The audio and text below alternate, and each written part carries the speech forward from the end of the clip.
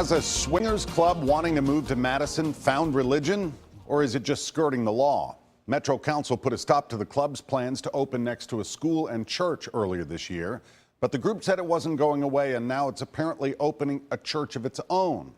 News Channel 5's Todd Walker is in our newsroom with new details you're seeing first on 5. Todd. Well, Rory, the group says its version of worship is just as valid as other religions, so it's opening a church that looks a lot like what the plans for the Swingers Club looked like. This building tucked away off a side street in Madison has been many things since it was built. A medical office building, completely empty. It was almost a swingers club, and now, according to filings with the Metro Codes Department, it is apparently going to become a church. So says the latest application to renovate, to make it into a church to be called the United Fellowship Center.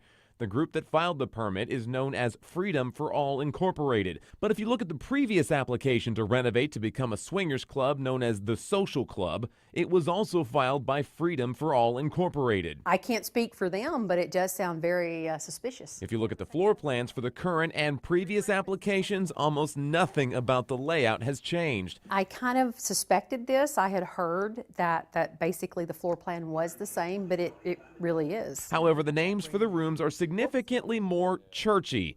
The dungeons are now the choir and handbell rooms. An office, that's now the pastor's study. There's no more bar, just a place for refreshments. So what exactly is the United Fellowship Center? A quick Google search of United Fellowship Center Nashville takes you right to the Social Club's website. From there, you're linked to a website called the Institute for Religious Freedom, where it says they have the freedom to worship as they see fit. They will meet every weekend with other open and broad-minded men, women, and couples, and say their fellowship is just as valid of a form of worship as other religions.